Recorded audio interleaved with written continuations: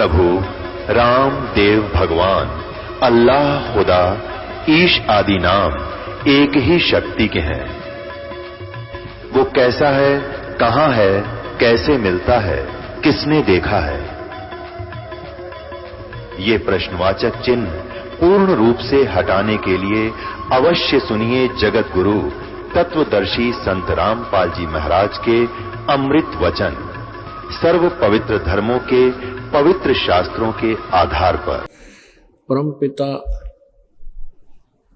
परमेश्वर पूर्ण ब्रह्म कबीर देव जी, कबीर साहिब, ये हम सभी आत्माओं के पिता हैं। हम यहाँ काल के जाल में फंसे हुए हैं। यहाँ कोई भी प्राणी सुखी नहीं है। इस काल भगवान ने अपने स्वार्थ सिद्धि के लिए हमें यहाँ पर रोक रखा है। हमारे को केवल यहीं तक सीमित कर रखा है इसने, संतान उत्पत्ति करो, इन्हीं परवरिश में अपना पूरा जीवन व्यर्थ कर जाओ। कोई पुण्यात्मा परमात्मा की चाह में कोई भक्ति करना चाहते हैं तो उनको नकली दूत भेज के, नकली संत गुरु महर्षि बना के काल ने यहाँ भेज रखा है। और उन्होंने सभी ने वेदों, गीता और पुराणों के विरुद्ध ज्ञान मानव समाज में भर रखा है। उस अज्ञान को हटाने के लिए परमात्मा को ही स्वयं आना पड़ता है, क्योंकि वो हमारे पिता हैं। उस परमेश्वर में सर्वगुण हैं। त्वमेव माता च पिता, त्वमेव बंधु च सखा, त्वमेव विद्या च द्रविणम, त्वमेव सर्व मम देव देव। ये वो परमात्मा है जो हमारा माता भी है, हमारी पिता भी है। अर्थात हमारे सर्व दुख में यही दुखी होता है। इसलिए अपने उस यथार्थ स्थान को, सुखमय स्थल को, सतलोक को, शाश्वत स्थान को छोड़ के वहां से चलकर यहाँ इस काल के गंदे लोक में आता है, क्योंकि हम उनके बालक, उनकी प्यारी आत्माएं महादुखी हो रहे हैं। इस काल भगवान ने हमारे अंदर इतना अज्ञान फैला दिया कि हम अपने पिता के विरोधी बन जाते हैं, हम उसके दुश्मन बन जाते हैं। जैसे आज से 600 वर्ष पहले परमेश्वर कबीर जी आए थे, एक जुलाहे की भूमिका की थी, एक धानक की भूमिका की थी, और साथ में असली उद्देश्य उनका था वो भी अपना पूरा किया, तत्व ज्ञान का प्रचार किया, उसको लिपिबद्ध करवाया। परमात्मा के जो गुणों में लिखा हुआ है वही लीलाएं परमेश्वर ने 600 वर्ष पहले की, जिस कारण से आज हम अपने पिता को पहचान सके। अन्यथा काल ने परमात्मा की पहचान, उसका नामो निशान मिटवा दिया था।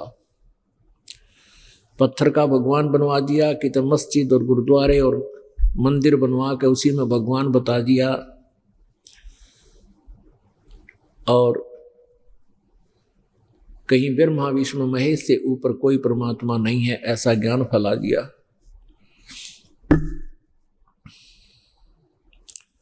अब वो परमात्मा स्वयं आए, उन्होंने हमें यह ज्ञान दिया।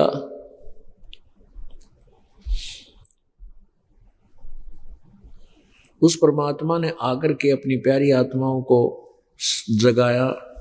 जैसा कि आज के सुबह के सत्संग में आप जी ने सुना था, वेदों में आपने देखा ऋग्वेद मंडल नंबर 9 सूक्त नंबर 86 के मंत्र 26-27, ऋग्वेद मंडल नंबर 9 के सूक्त 82 के मंत्र 1, 2, 3 में, ऋग्वेद मंडल नंबर 9 सूक्त नंबर 20 के मंत्र नंबर 1 में, कि वो परमात्मा अपने उस मुक्ति धाम से चलकर ऊपर रहते हैं सतलोक में। उस सतलोक से चलकर तीव्र गति से तीव्रगामी हो गए, यानी बहुत स्पीड थे। जैसे बिजली आकाशीय बिजली गिरती है, 1 सेकंड के अंदर वो पहुंच जाती है बहुत दूर से। उससे भी तेज गति से भगवान सतलोक से चलकर यहाँ अपने भक्त की रक्षार्थ 1 सेकंड में आ जाता है।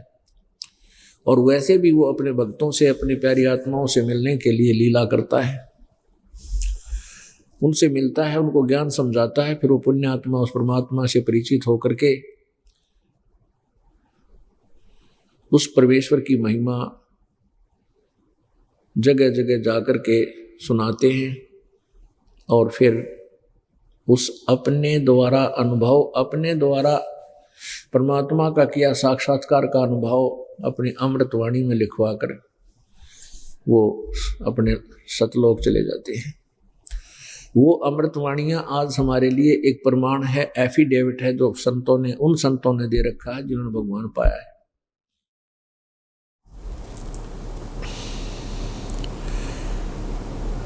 वो परमात्मा हमें आकर के बताया करते थे अपनी अमृतवाणी में, कबीर वाणी में, सच्चिदानंद घन ब्रह्म की वाणी में, जिस वाणी के विषय में गीता जी अध्याय नंबर 4 के श्लोक नंबर 32 में कहा है कि जिन यज्ञों की जानकारी अध्याय नंबर 4 के श्लोक 25 से 31 तक दी है, इस प्रकार के और भी बहुत से यज्ञ विस्तार के साथ ब्रह्मणे मुखे माने सच्चिदानंद घन ब्रह्म की वाणी में विस्तार के साथ कहे गए हैं। और उनको कर्मों से ही होने वाले ऐसा जान, और जिनको जान करके फिर पूर्ण रूप से पाप कर्मों से मुक्त हो जाएगा। उस ज्ञान को गीता जी अध्याय नंबर 4 के श्लोक 34 में कहा कि उस सच्चिदानंद घन ब्रह्म की वाणी में जो ज्ञान है उसको उस तत्वदर्शी संत बताओगा। उस ज्ञान को तत्वदर्शी संतों के पास जाकर समझ, उनको दंडोत प्रणाम करने से, कपट छोड़कर प्रश्न करने से वो तत्वदर्शी संत तुझे उस तत्व ज्ञान का उपदेश करेंगे। तो वो ज्ञान गीता ज्ञान से भिन्न है, उससे अलग है, वो गीता जी में नहीं है। इसलिए ये ऑप्शन गीता ज्ञानदाता प्रभु ने छोड़ रखा है। तो वो ज्ञान परमेश्वर ने स्वयं आकर ही एक तत्वदर्शी संत की भूमिका करके लिपिबद्ध करवा रखा है। वो कबीर सागर, कबीर दोहावली, कबीर शब्दावली और कबीर बीजक आदि सदग्रंथ हैं, जिनमें परमात्मा ने अपनी सच्चिदानंद घन यानी कबीर वाणी लिपिबद्ध करवा रखी है।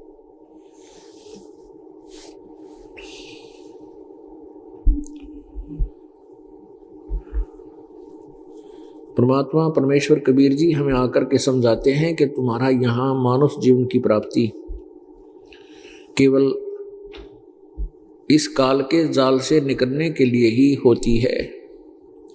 और आप जी परमात्मा से के ज्ञान से अपरिचित होने के कारण अपने जीवन को केवल संतान उत्पत्ति, माया के जोड़ जुगाड़ में, कोठी बंगले कार बनाने में बर्बाद कर जाते हो। और इसी सुख को तुम सुख मान बैठे हो। परमेश्वर कहते हैं झूठे सुख को सुख कहे, ये मान रहा मन मोद, ये सकल चबीना काल का, कुछ मुख में कुछ गोदे।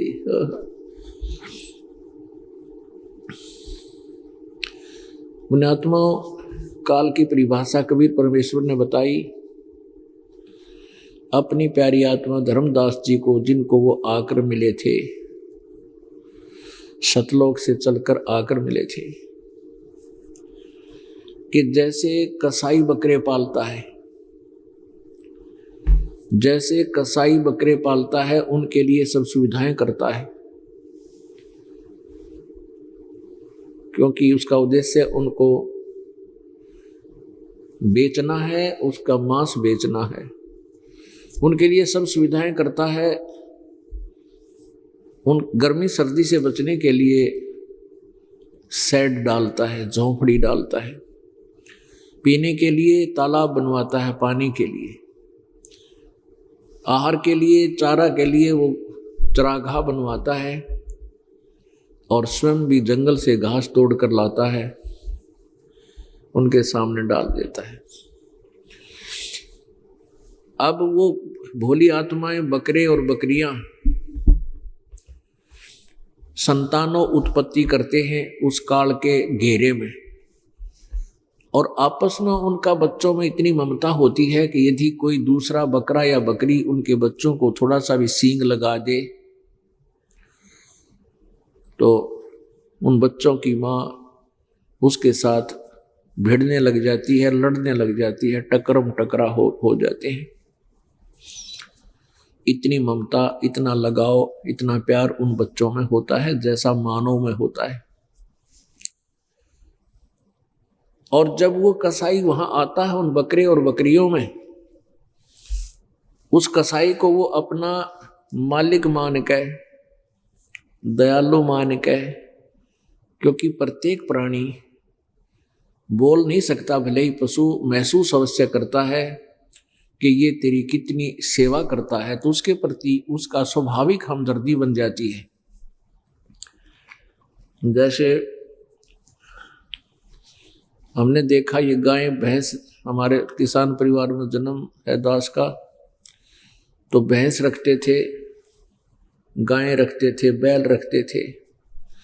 तो जो व्यक्ति घर का सदस्य उन पशुओं को चारा डालता था, उन पर हाथ आदि से, कपड़े से सफाई, उनकी मालिश करता था, जब भी वे उसके निकट जाता था तो उसको वो चाटने लग जाते थे हाथ से, कभी मुंह से, कहीं ना कहीं से उनको प्यार देना चाहते हैं कि ये हमारा बहुत सेवा करता है।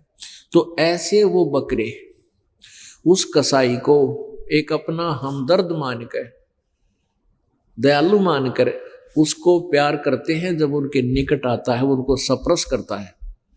वो सप्रस करता है, वो छूता इसलिए है, ये देखता है कि इसमें कितना मांस हो गया, यो कै किलो का हो गया, कितने का बिकेगा, और वो उनको प्यार देते हैं, हाथ को चाटते हैं कि हमारा दयालु मालिक है, हमारी बहुत देखभाल करता है। पुण्यात्माओं, जब समय उसके पास कोई ग्राहक आता है, सुबह देखता ना श्याम लाठी लेकर, डंडा लेकर, और जितने चाहिए उसमें से निकाल लेता है। उसने नहीं, वो नहीं देखता ये किसकी माँ है, किसका भाई है, किसका पिता है। चाहे एक ही परिवार के 4 बच्चे आगे, चारों को ले आंख ले जाएगा। पुण्यात्माओं, ठीक इसी प्रकार परमेश्वर कबीर जी ने हमें बताया है कि तुम यहाँ काल के, काल रूपी इस कसाई के बाड़े में हो, तुम इस काल के घेरे में हो। इसका काल का लंबा चौड़ा घेरा है, ये आप पहचान नहीं पा रहे कि हम घेरे में हैं। जैसे वो कसाई के बकरे, उनमें इतनी बुद्धि नहीं है वो ये समझ सके कि हम यहाँ किस उद्देश्य से रोक रखे हैं। जब हम यहाँ इस काल के लोक में, काल के इस घेरे में, बाड़े में देखते हैं कि यहाँ देखो परमात्मा ने कितनी सुविधा दे रखी है, लंबी चौड़ी पृथ्वी है और फलदार वृक्ष हैं, काजू किस्म, सेब, संतरी, मेवा, संतरा फल और मेवा हैं, कितनी शीतल हवा चलती है, सूर्य उदय हो रहा है, अस्त हो रहा है, जमीन में मीठा पानी है, झरने बह रहे हैं। ऐसी व्यवस्था देखते हैं तो ऐसा लगता है इसके साथ दयालु भगवान नहीं हमारी सारी सुविधा कर रखी। और जब ये देखते हैं कि उस परिवार का एक्सीडेंट हो गया, 7 सदस्य एक परिवार के मर गए, कल परसों अखबार में आया हुआ था, समाचार पत्र में, कि कोई किसी का शोक व्यक्त करने गए थे परिवार के सदस्य, उसमें और भी गांव के कई थे। वो उनका जो व्हीकल था किसी दूसरे बड़े व्हीकल से टकरा गया, एक परिवार के 6 मर गए। अपने आत्माओं कलेजा मुंह को आता है। 1 सेकंड पहले तो उन्हें नो हो रही थी, जल्दी चलना घर में, ये करेंगे वो कर देंगे, वो भैंस ना दूध कौन निकाल लेगा, यानी 100 समस्या हमारे जी ने मंड रखी काल में, और 1 सेकंड में कड़च कर देता है। वो सारे काम धरे धराए, परिवार जिसके लिए सारा दिन निपड़े, परिवार खा लिया इस काल भगवान ने। तो पुण्यात्माओं, हमारी बुद्धि कति कमजोर कर दी ये ज्ञान आज तक किसी ने बताया नहीं। अरे बताया जा रहा था, हमारा समाया नहीं, क्योंकि परमात्मा ने 600 वर्ष पहले आकर बताया था। उसमें इन काल के दूत ऋषि ब्राह्मण गुरुओं ने, महर्षि नकलियों ने, इन मंडलेश्वरों ने परमात्मा का विरोध करवा दिया, भोली आत्माओं को गुमराह करके कि कबीर झूठ बोलता है, ये ब्रह्मा विष्णु महेश से ऊपर बताता है कोई शक्ति, और ये ब्रह्मा विष्णु महेश को नासवान बताता है। वो कहते थे वो काल के दूत ब्रह्मा विष्णु महेश अजरो अमर हैं, अविनाशी हैं, इनका कोई जन्म मृत्यु नहीं होता। पुण्यात्माओं, उस परमात्मा ने 600 वर्ष पहले कहा था कि धर्मदास ये ब्रह्मा विष्णु महेश की माता दुर्गा है और इनका पिता यु ज्योत स्वरूपी निरंजन काल है।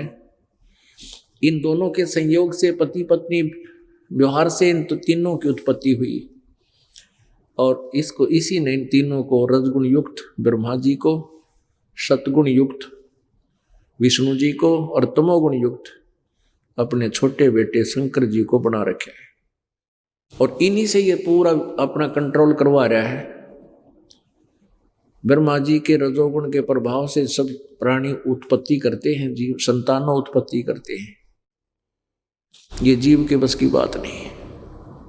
फिर एक दूसरे में मोह ममता होना, ये सतोगुण भगवान विष्णु जी के गुण के प्रभाव से हम एक दूसरे में ममता, बेटा बेटी में मोह, कार कोठी में मोह, रिश्तेदार और मित्र में मोह। तो इस प्रकार जो व्यवस्था इसने करवा रखी है ये स्वाभाविक है, जीव के बस का नहीं। और तमोगुण भगवान जो इनका पुत्र है शंकर जी, उसके द्वारा ये हमारा संहार करवाता है और ये फिर हमारा आहार करता है। आज से 600 वर्ष पहले परमेश्वर ने कहा था, धर्मदास ये जग बोराना, कोई न जाने पद निर्वाणा, यही कारण मैं कथा पसारा, जग से कहिए एक राम नियारा। 600 वर्ष पहले परमात्मा ने बताया था कि धर्मदास, अपनी प्यारी आत्मा धर्मदास जी को, कि धर्मदास ये सारा संसार विचलित है, किसी को यथार्थ ज्ञान नहीं है, और इसलिए मैं तुझे एक कथा सुनाता हूं। धर्मदास ये जग बोराना, कोई न जाने पद निर्वाणा, यही कारण मैं कथा पसारा, जग से कहिए एक राम नियारा। जिनको तुम परमात्मा मानते हो, ब्रह्मा विष्णु महेश, इनको अजरो अमर बताते हैं तुम्हारे गुरुदेव कबीर जी के मिलने से पहले रूपदास जी नामक एक वैष्णव विष्णु जी के उपासक संत से धर्मदास जी ने नाम ले रखा था, दीक्षा प्राप्त थी। तो कबीर जी उनको समझा रहे थे कि जिनको तुम्हारे गुरुदेव अजरो अमर बताते हैं ब्रह्मा विष्णु महेश जी को, ये अजरो अमर नहीं है, ये सर्वेश्वर नहीं है, ये नासवान है, इनसे ऊपर कोई और है एक परमात्मा। और ब्रह्मा विष्णु महेश के माता पिता हैं, इनके पिता ज्योति निरंजन काल है, जिसको ब्रह्म बोलते हैं, ब्रह्म कहते हैं, और दुर्गा या शेरा वाली प्रकृति इनकी मां है। तो पुण्यात्माओं, उस समय इस बात का विरोध उन नकली गुरुओं ने, ब्राह्मणों ने और ऋषि महर्षियों ने बहुत जोर शोर से किया कि दुल्हा झूठा है, ये झूठ बोलता है, ब्रह्मा विष्णु महेश को, ये हमारे देवताओं को की बेइज्जती करता है, और मारो इसको, मारो, ये गंदा आदमी है। अब परमात्मा कहते मैं रोवे तू सृष्टि को, और ये सृष्टि रोवे मोहे। गरीबदास हमारे वियोग को समझ नहीं सकता कोई। परमात्मा कहते मैं तो इन बच्चों को रोता फिरता हूं कि मैं भगवान हूं, तो मुझे पहचान लो। और ये ढूंढ रहे हैं परमात्मा को, सुखदाई भगवान को, कि हमें सुख दे, हमारे दुख दूर करे, हम क्यों दुख पा रहे यहाँ पर है। तो कहते हैं हमारा जो वियोग है, हम एक दूसरे से जो अलग हो रहे हैं, इनको कोई नहीं समझ पा रहा। तो परमात्मा ने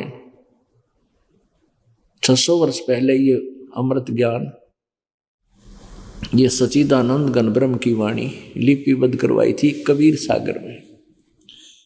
धर्मदास ये जग बोराना, कोई न जाने पद निर्वाण, यही कारण मैं कथा पसारा, जग से कहिए एक राम नियारा। अपनी महिमा आप बताई। यदि सीधा भगवान ये कहे मैं परमात्मा हूं,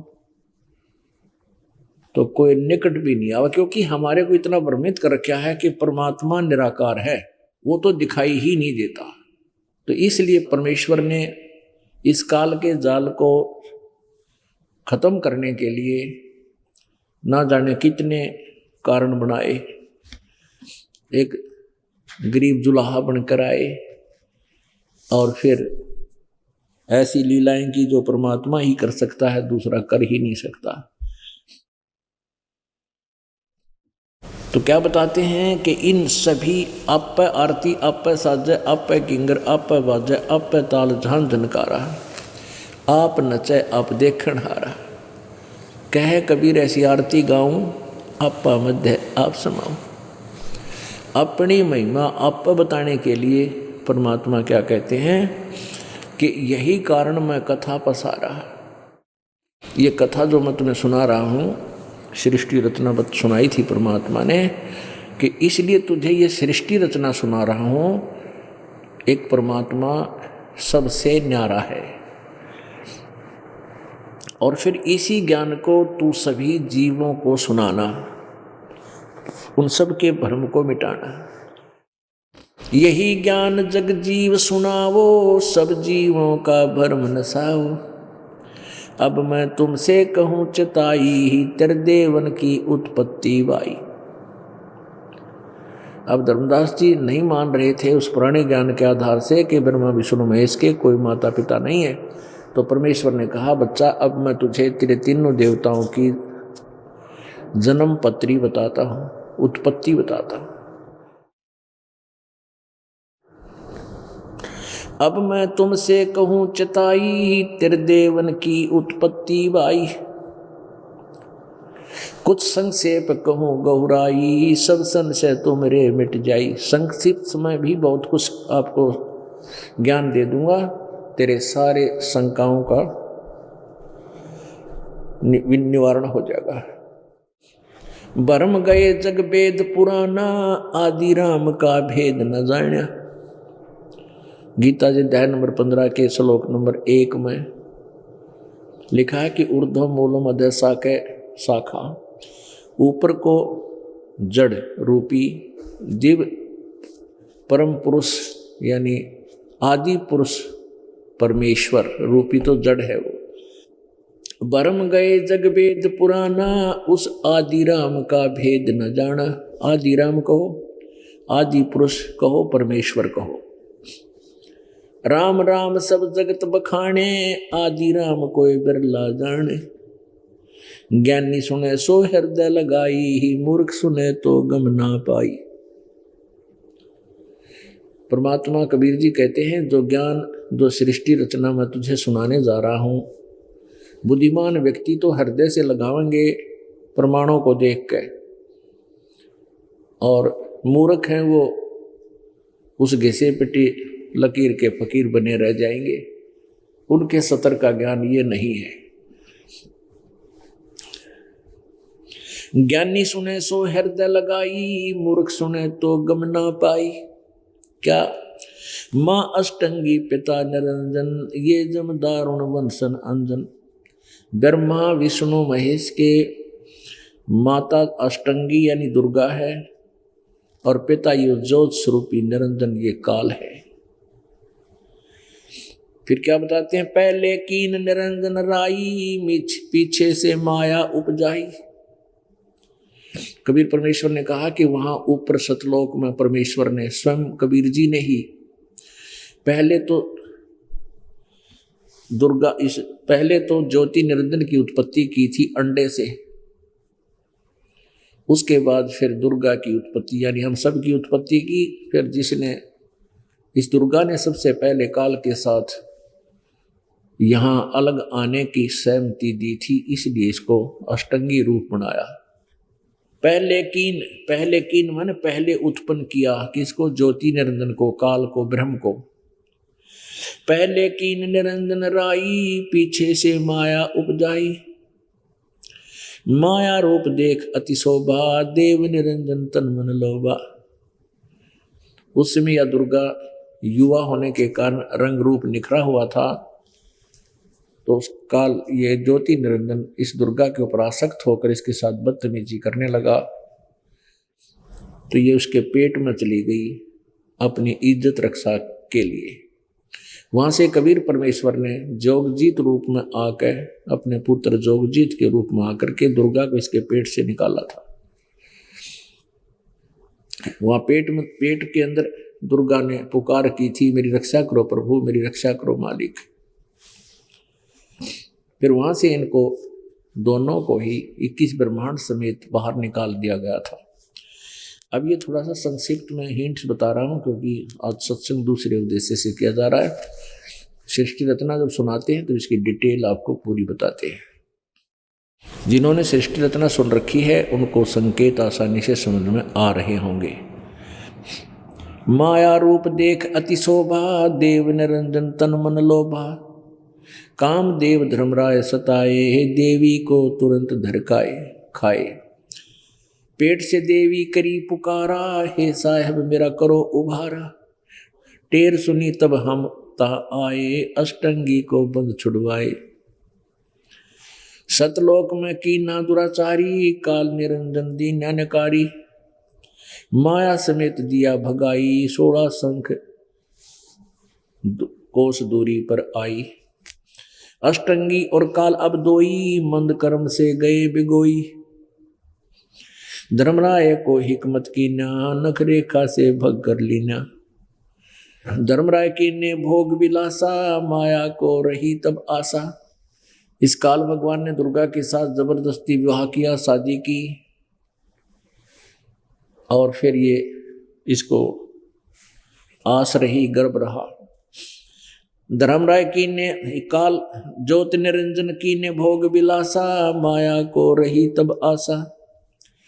3 पुत्र अष्टंगी जाए, ब्रह्मा विष्णु शिव नाम धराए। 3 पुत्र अष्टंगी जाए यानी जन्म दिया 3 पुत्रों को, और उनका नाम ब्रह्मा विष्णु शिव नाम धराए। 600 साल पहले ये वाणी मालिक ने बोली थी।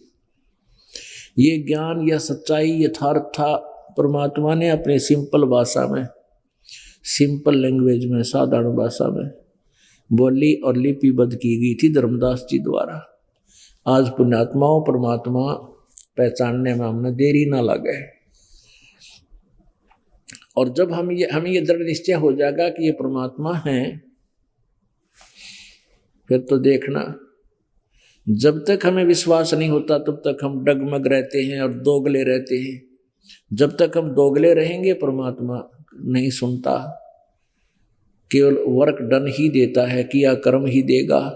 जब हमारा पक्का दृढ़ निश्चय हो जाएगा कि इसका आगे भगवान नहीं, इससे ऊपर कोई परमात्मा भगवान नहीं, और इससे अलग कोई ज्ञान नहीं, तो फिर हम सच्ची लगन से लगेंगे। गीता जी अध्याय नंबर 2 के श्लोक नंबर 53 में कहा कि अर्जुन, जिसमें तेरी बुद्धि भ्रमित करने वाले भिन्न भिन्न प्रकार के वचनों से यानी भिन्न भिन्न ज्ञानों से हटकर एक परमात्म तत्व के यथार्थ ज्ञान पर रुक जाएगी, डट जाएगी, स्थिर हो जाएगी, तब तो तू योग को प्राप्त होगा, तब तो तू प्रवेश पावेगा भक्ति में, यानी तेरी भक्ति स्टार्ट होएगी तो योगी बनेगा। योगी माने भगत साधक। 3 पुत्र अष्टंगी जाए, ब्रह्मा विष्णु शिव नाम धराए।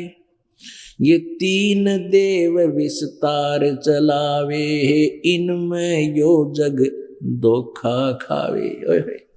कहते हैं ये तीनों देवता इस काल के इस डमडमे को चला रहे हैं। इस काल के उत्पत्ति, स्थिति और मृत्यु, कहते इस प्रोसीजर ने यही कंट्रोल किए हुए हैं। ये काल के लिए हमें यहाँ रोके हुए हैं, संतान उत्पत्ति करवाते हैं, एक दूसरे मोह ममता जकड़ी हुई है, और तीसरा पुत्र किसी न किसी कारण से हमारी मौत करवा देता है। तीन देव विस्तार चलावे, इनमें ये जग धोखा खावे। पुरुष गम कैसे कोई पावे, काल निरंजन जग भरमावे। यानी परमात्मा की भेद गम्य माने भेद कैसे समझे।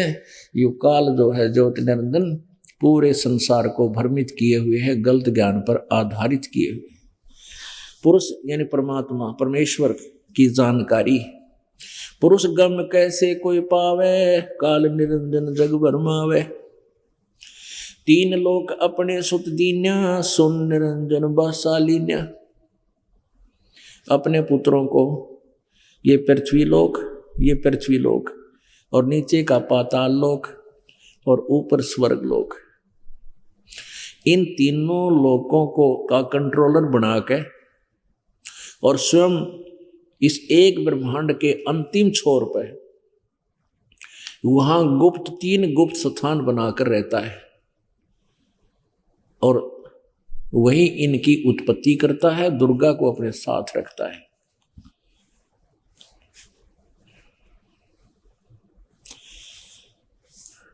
तीन लोक अपने सुत दीना, तीन लोक अपने सुत माने पुत्रों को दे दिए।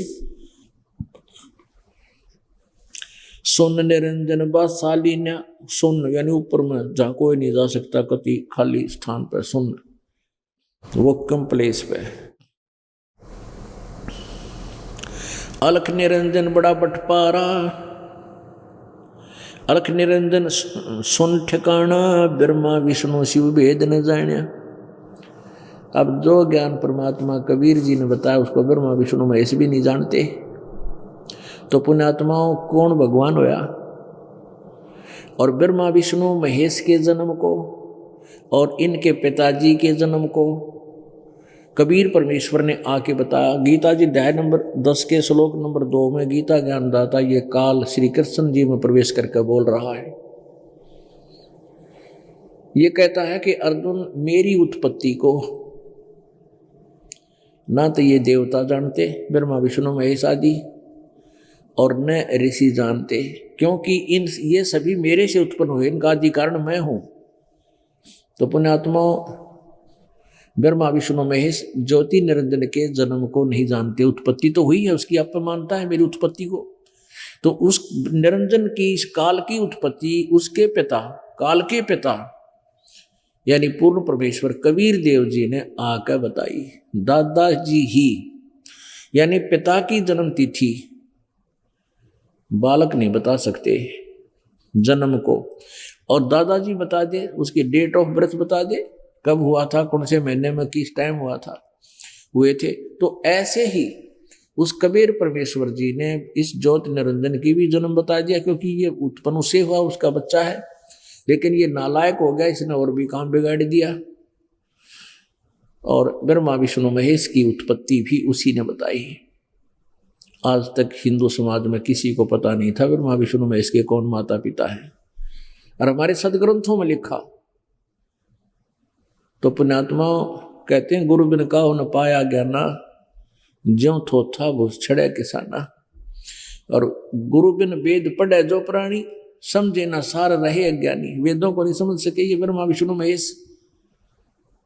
तो पुण्यात्माओं ये जो शब्द दास बोल रहा है, प्रथम बार जब हिंदू समाज की पवित्र आत्माएं सुनेंगी तो एकदम धक्का सा लगेगा कि ये संत है या मेंटल है। ब्रह्मा विष्णु महेश को ज्ञान नहीं वेदों का।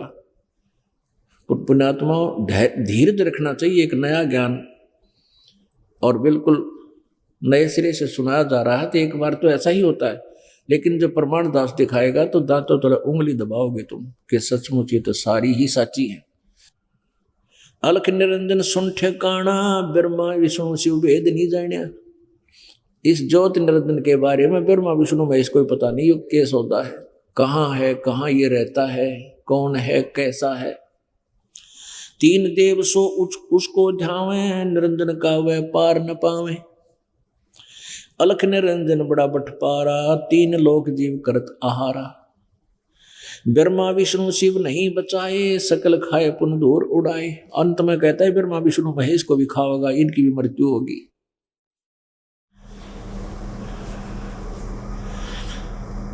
तिनके सुत हैं तीनों देवा, अंदर जीव करत हैं सेवा। तिनके यानी इस काल के ये तीन पुत्र हैं, ब्रह्मा विष्णु महेश, और ये ज्ञानहीन अंधे भोली आत्मा इनने की पूजा करें ब्रह्मा विष्णु महेश की। तिनके सुत हैं तीनों देवा, अंदर जीव करत हैं सेवा। अकाल पुरुष का हूं नहीं चीन्या, काल पाए सभी गए लीन्या। ब्रह्म काल सकल जग जाने, आदि ब्रह्म को ना पहचाने।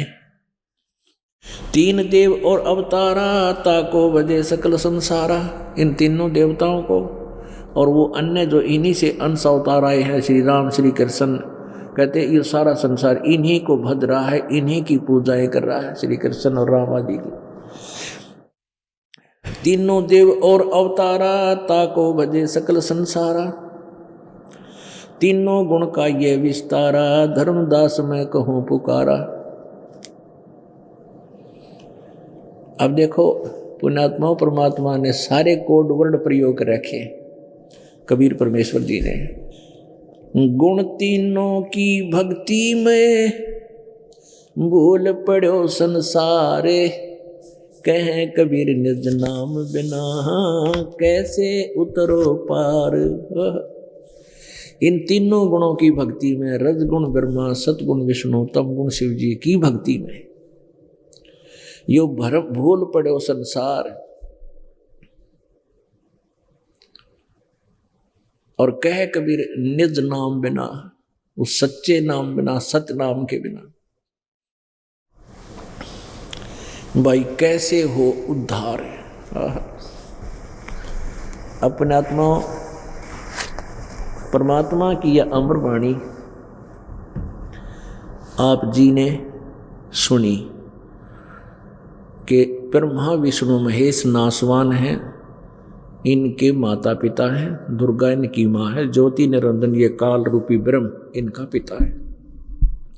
इन दोनों के संयोग से इनकी उत्पत्ति हुई है।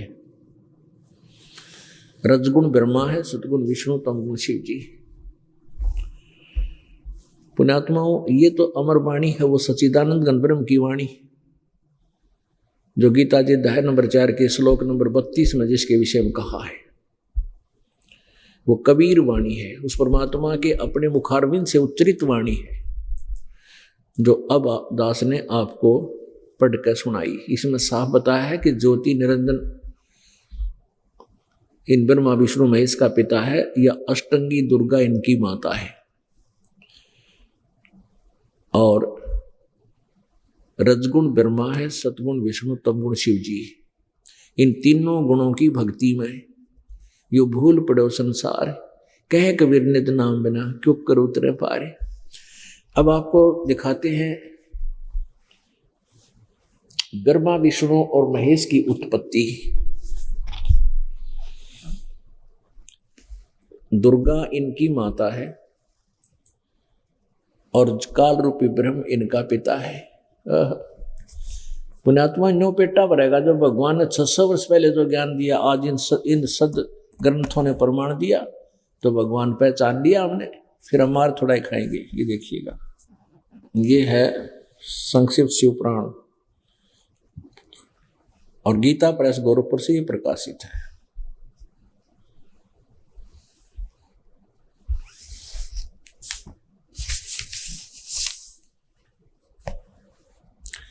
संपादक हनुमान प्रसाद पोदार,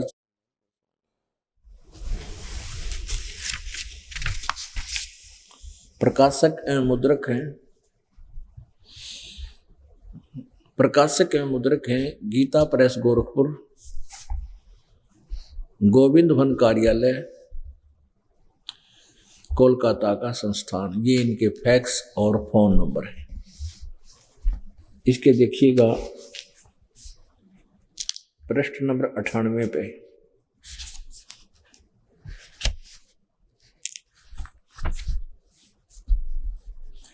यह है रुद्र संहिता।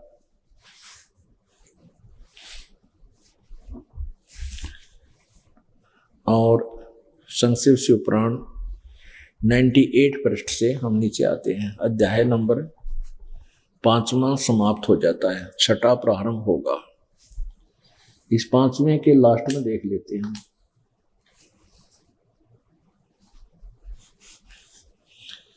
अपने पुत्र नारद की यह बात सुनकर लोक पितामह ब्रह्मा वहां इस प्रकार बोले। अब रुद्र संहिता का 6वां अध्याय शुरू होता है। यहाँ पर ब्रह्मा जी ने कहा, ब्राह्मण देव श्रोमणे, तुम सदा समस्त जगत के उपकार में ही लगे रहते हो। तुमने लोगों के हित की कामना से बहुत उत्तम बात पूछी है। जिस समय समस्त चराचर जगत नष्ट हो गया था, सर्वत्र केवल अंधकार ही अंधकार था।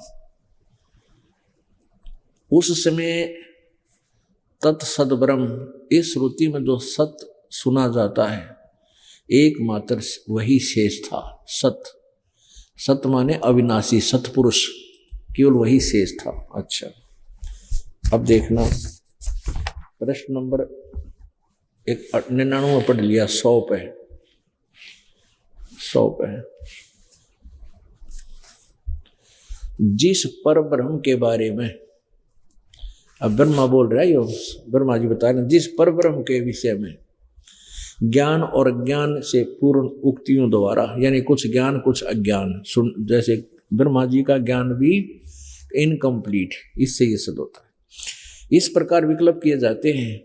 उसने कुछ काल के बाद, कुछ समय के बाद द्वितीय की इच्छा प्रकट की। उसके भीतर एक से अनेक होने के संकल्प उदित हुए।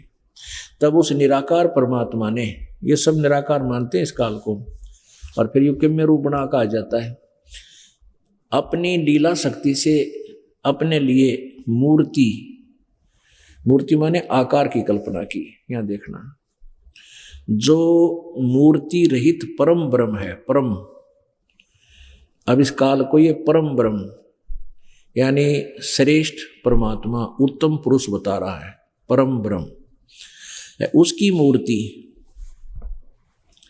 भगवान सदाशिव है। अब देखना सदाशिव कौन है, ये काल है। अर्वाचीन और प्राचीन विद्वान उन्हीं को ईश्वर कहते हैं। उस समय एकाकी रहकर स्वेच्छानुसार विहार करने वाले उन सदाशिव ने अपने विग्रह माने शरीर से स्वयं ही एक स्वरूप भूता शक्ति की सृष्टि की। अब काल कुछ झूठी कुछ सच्ची ज्ञान दे रहा है ब्रह्मा। अब ये कह रहा है कि उस सदाशिव ने अपने शरीर से एक लड़की की, एक औरत की सृष्टि की, जो उनके अपने शरीर अंग से, शक्ति माने दुर्गा की, तो अपने उसके शरीर से कभी अलग होने वाली नहीं थी। उस पराशक्ति को यानी उस देवी को प्रधान प्रकृति, अब ये ध्यान रखना कि प्रकृति भी दुर्गा को ही कहते हैं। गुणवती माया, बुद्धि तत्व की जननी तथा विकार रहित बताया गया है। वह शक्ति अंबिका कही गई है। उसी को प्रकृति, ये ध्यान रखना, गीता जी अध्याय नंबर 14 के अंदर आपको प्रकृति शब्द से ही ये सिद्ध किया जाएगा कि दुर्गा के बारे में कहा गया, वहां पर वो कोड वर्डों में गीता जी। उसी को प्रकृति यानी दुर्गा को प्रकृति भी कहते हैं, सर्वेश्वरी और त्रिदेव जननी। अब मैं तुमसे कहूं चिताई, त्रिदेवन की उत्पत्ति वाई, वह परमात्मा बता रहे हैं और हमारे सदग्रंथ भी इसी का प्रमाण दे रहे हैं।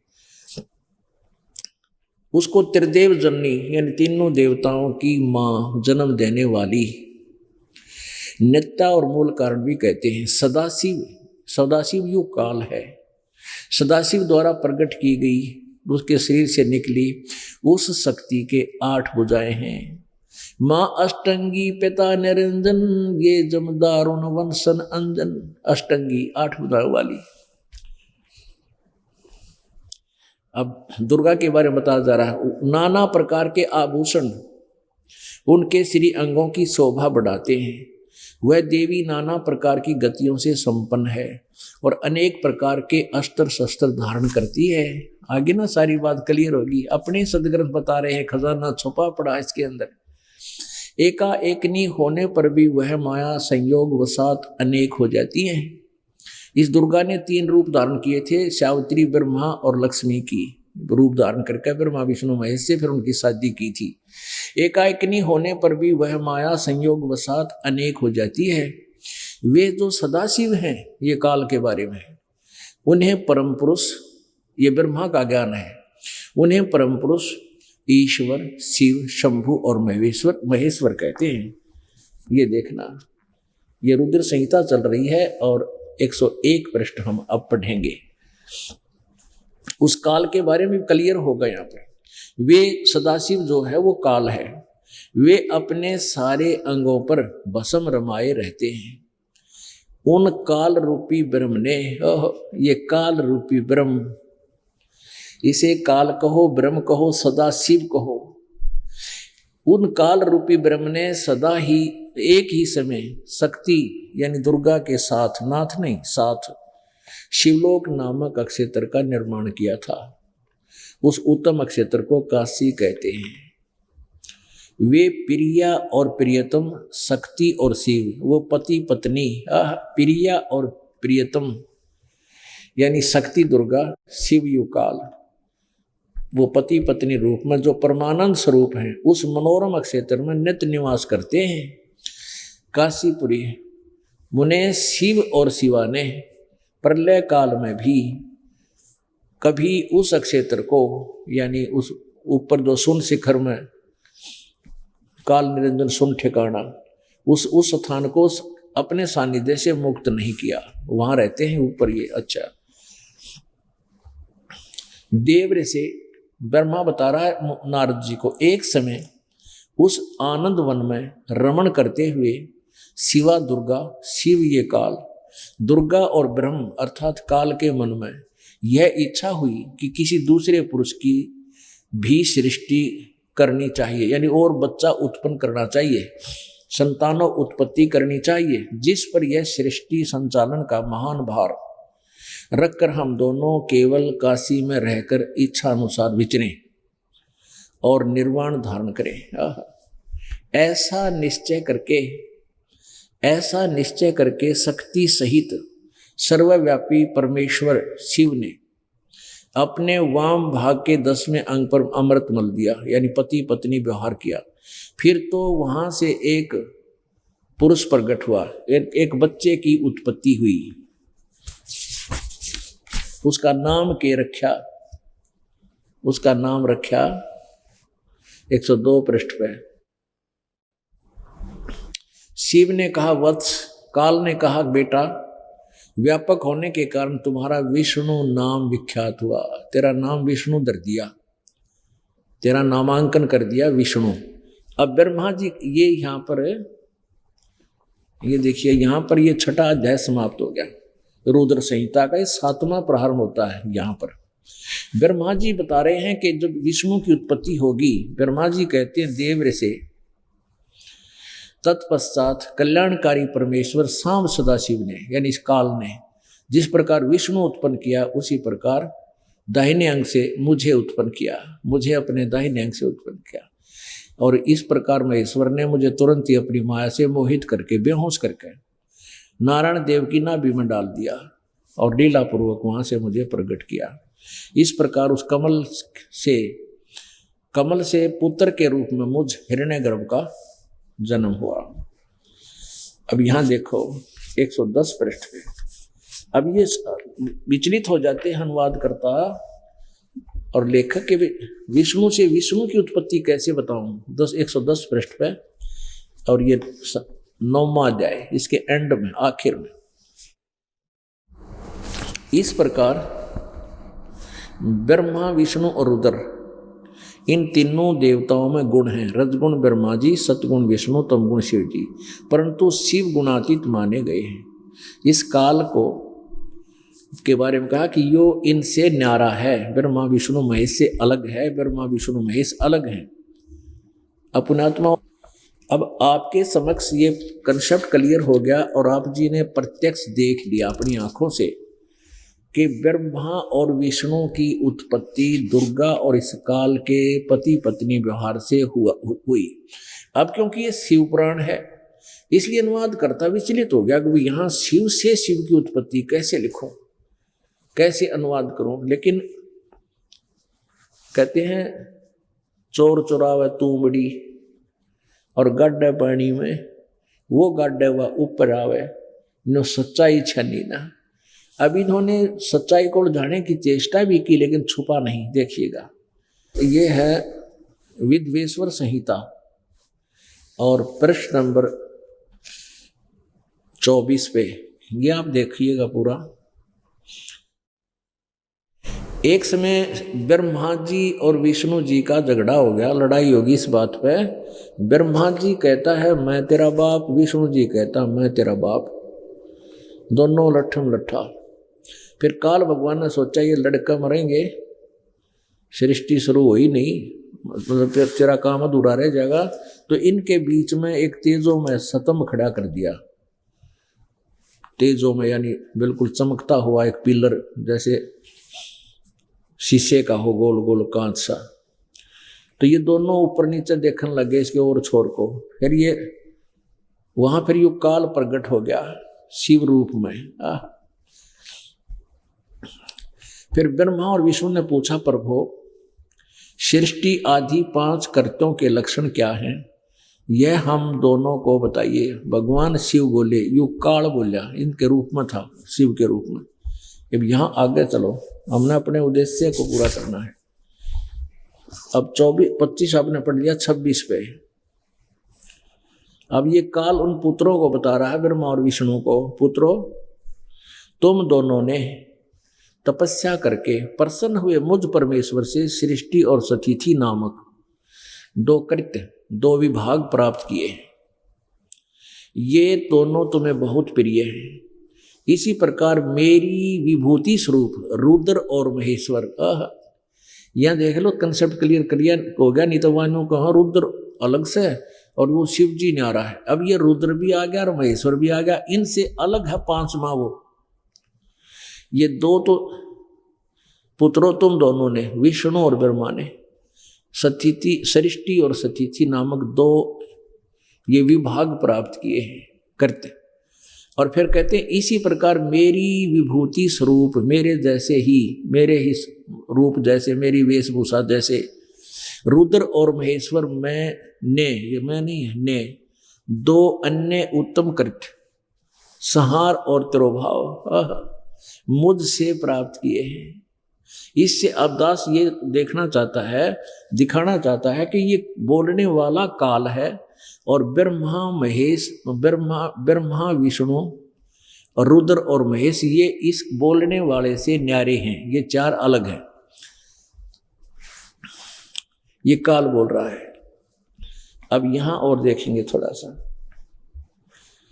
मैंने पूर्व काल में, ये काल बोल रहा है, मैंने पूर्व काल में यानी पहले समय में अपने स्वरूप भूत मंत्र का उपदेश किया है जो ओंकार के रूप में प्रसिद्ध है। ओम जिसे कहते हैं वह महामंगलकारी मंत्र है। सबसे पहले मेरे मुख से ओंकार यानी ओम प्रकट हुआ। यो काल बोल रहा है। ध्यान याद रखना, यो गीता जी अध्याय नंबर 8 के श्लोक नंबर 13 में भी आपको यही काम आओगा। यो एक अक्षर ब्रह्म ओम, मेरे मुख से सबसे पहले मेरे मुख से ओंकार यानी ओम प्रकट हुआ जो मेरे स्वरूप का बोध कराने वाला है। ओंकार वाचक है, मैं वाच्य हूँ। यह मंत्र मेरा स्वरूप ही है। प्रतिदिन ओंकार का निरंतर स्मरण करने से मेरा ही सदा स्मरण होता है। ओम का जाप करने से काल का जाप होता है। मेरे उत्तरवर्ती मुख से आकार, यह देखना 5 कृत्य, मेरे उत्तरवर्ती मुख से अकार, पश्चिम मुख से उकार और दक्षिण मुख से मकार का और पूर्ववर्ती मुख से बिंदु का और मध्यवर्ती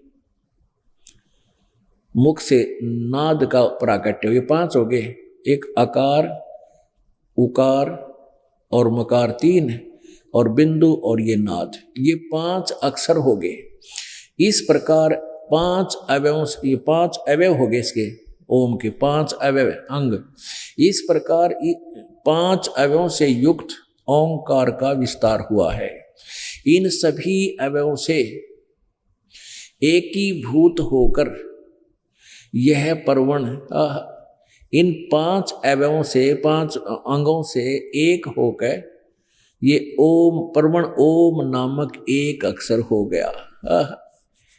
अच्छा देखना, इन्होंने जो गड़बड़ कर रखी है, ओम नमः शिवाय, ये मंत्र मूल संस्कृत में नहीं है। संस्कृत वाली जो आपको दिखाएंगे उससे पता चलेगा। ये ओम नमः शिवाय मूल संस्कृत में कोई मंत्र नहीं है, ये बनावटी है। ये अनुवाद करता है, गड़बड़ कर रहा है। वही अकार आदि कर्म से और मकार आदि कर्म से प्रकाश में आया।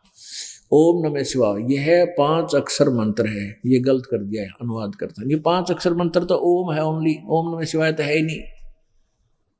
ये इसको 5 मंत्र का बताओ, ओम नमः शिवाय है तेरा गजब भैया। इस 5 अक्षर मंत्र से मात्र का वर्ण प्रकट हुआ और जो 5 भेद वाला है उसी से शिरो मंत्र आदि। अब इससे ये स्पष्ट हो गया हमारे को कि ब्रह्मा विष्णु महेश की उत्पत्ति काल और दुर्गा से हुई है। ये इनका माता पिता हैं और ये ब्रह्मा विष्णु महेश इनके पुत्र हैं। और इससे ये भी स्पष्ट हो गया कि ये तीनों गुण, रजगुण ब्रह्मा है, सतगुण विष्णु, तमगुण शिव जी है।